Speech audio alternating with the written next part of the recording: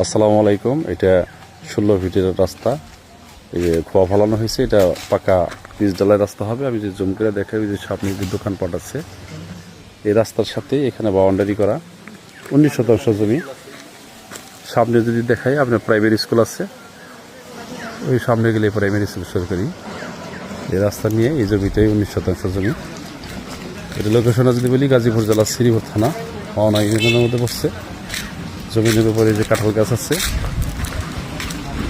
এপাশে বাড়িঘর আছে, কাগজপত্র আপলোডেড, খাজনাখারি সব কমপ্লিট করা। এই যে পাশে যদি দেখাই, এই যে বাউন্ডারি করা,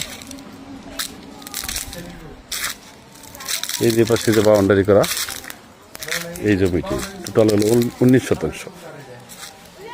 এটা লোকেশন আরেকবার বলি, গাজীপুর জেলা শ্রীপুর থানা মাওনা ইউনিয়নের মধ্যে পড়ছে এবং মালিকানা সিএস থেকে পাবেন। SARS 3 একরের জমি, কাগজপত্র আপলোডেড, খাজনাখারি সব কমপ্লিট করা আছে। এই যে পাশে যদি দেখাই, যে এটার বাউন্ডারি করা। আর এইদিকে যে জমি করে দেখাই, ওই যে এটা হলো রাস্তা, ওই যে মোটরসাইকেলটা দেখতেছেন, এটা হলো রাস্তা নিয়ে এই জমিটা।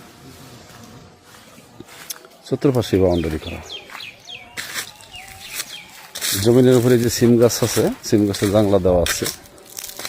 তারপরে এটা মূলা শাক। স্ক্রিনে মোবাইল নাম্বার দেওয়া হবে, যোগাযোগ করতে পারবেন। আবাসিক এলাকা, এই যে বাউন্ডারি করা এই জমিটাই।